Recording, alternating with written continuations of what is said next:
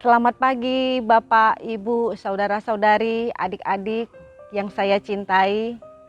Jumpa lagi kita dalam katekese digital Gereja Santo Mikael Paroki Kranji.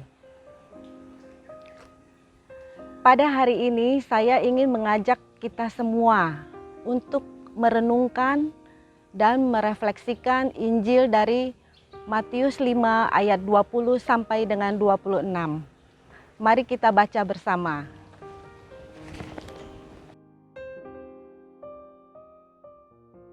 Maka aku berkata kepadamu, jika hidup keagamaanmu tidak lebih benar daripada hidup keagamaan ahli-ahli Taurat dan orang-orang Farisi, sesungguhnya kamu tidak akan masuk ke dalam kerajaan surga.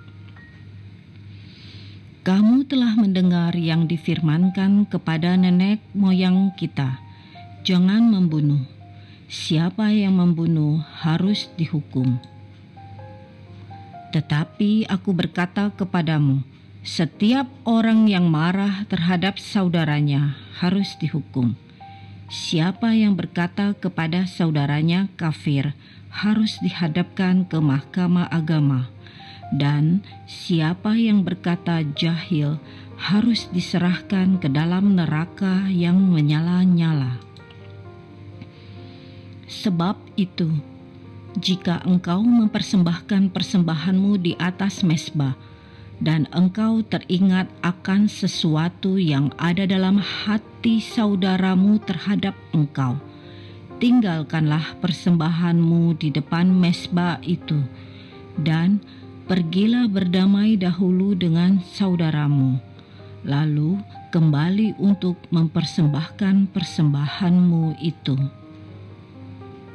Segeralah berdamai dengan lawanmu selama engkau bersama-sama dengan dia di tengah jalan, supaya lawanmu itu jangan menyerahkan engkau kepada hakim, dan hakim itu menyerahkan engkau kepada pembantunya, dan engkau dilemparkan ke dalam penjara.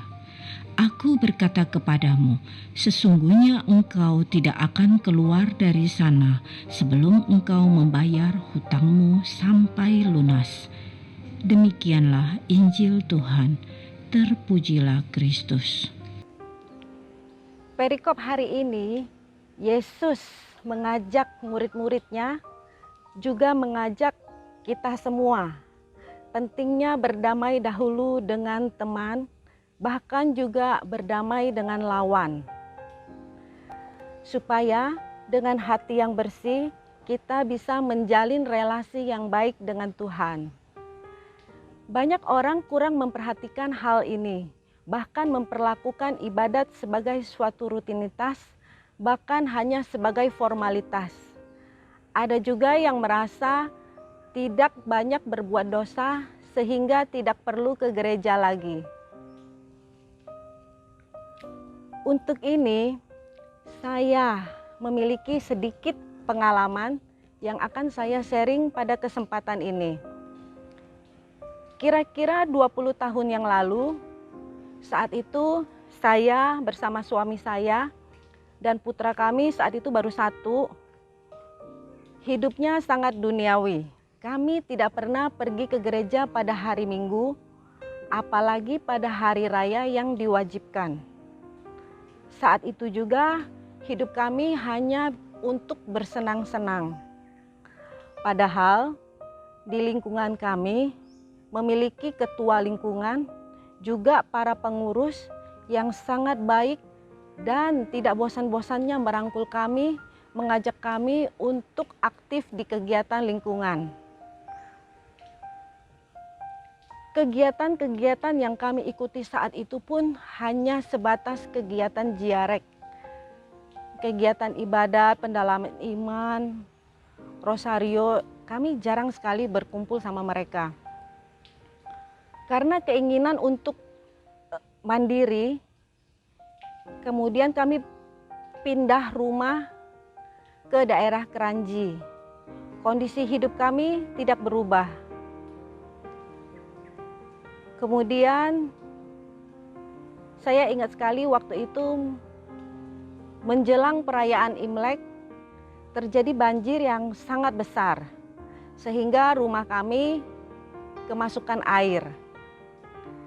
Karena kejadian itu, kami berniat untuk merenovasi rumah kami supaya ada lantai atasnya. Padahal saat itu uang kami untuk renovasi tersebut belum cukup.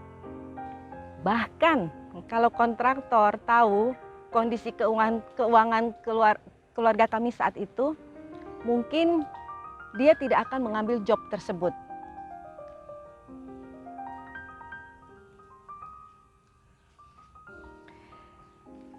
Saat renovasi rumah sedang berjalan, datanglah panitia pembangunan gereja Santo Mikael.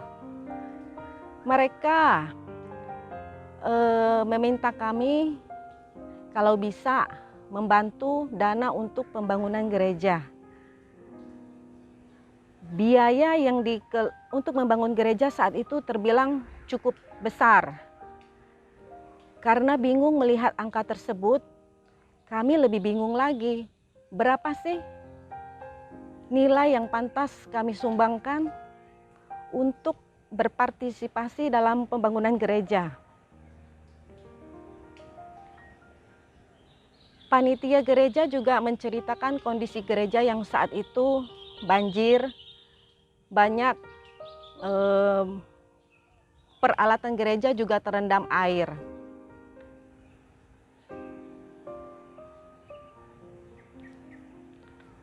Kami kemudian menulis sejumlah angka yang menurut kami saat itu sangat besar. Mungkin bagi sebagian orang angka tersebut biasa-biasa saja. Tetapi saat itu untuk membangun rumah kami saja uang tidak cukup. Bagaimana mungkin kami bisa menyumbang lagi untuk gereja? Kami saat itu memberi dalam kekurangan kami. Setelah itu, kemudian saya dan suami berdiskusi kembali. Akhirnya kami memutuskan untuk menjalin hubungan kembali dengan Tuhan, menjalin relasi yang baik. Kami ingin berdamai dengan Tuhan. Langkah pertama yang kami lakukan adalah kami pergi ke Goa Maria. Di sana kami berdoa, memohon kepada Bunda Maria agar bersedia untuk menjadi perantara. Kami mendoakan kami kepada Allah Bapa di surga, agar segala usaha yang kami lakukan bisa berjalan dengan lancar, juga pembangunan rumah bisa selesai pada waktunya, tanpa masalah keuangan. Dari itu kami sekeluarga, saat itu putra kami sudah ada 2, kami berempat rajin pergi ke gereja. Pembangunan rumah dari hari ke hari berjalan dengan baik. Bahkan banyak spek yang tadinya kualitasnya standar, kami ganti menjadi kualitas yang lebih bagus lagi. Dan pada saat pembangunan rumah itu selesai, setelah kami hitung ternyata biayanya itu memakan jumlah yang berkali-kali lipat dari anggaran dasar kami. Tetapi kami bisa melaluinya dengan baik. Beberapa hari yang lalu, saya mendapat kiriman dari seorang teman, suatu kutipan yang bunyinya, ketika kita berdoa, Tuhan mendengarkan. Ketika kita mendengarkan, Tuhan akan berbicara. Dan ketika kita percaya, Tuhan akan bekerja.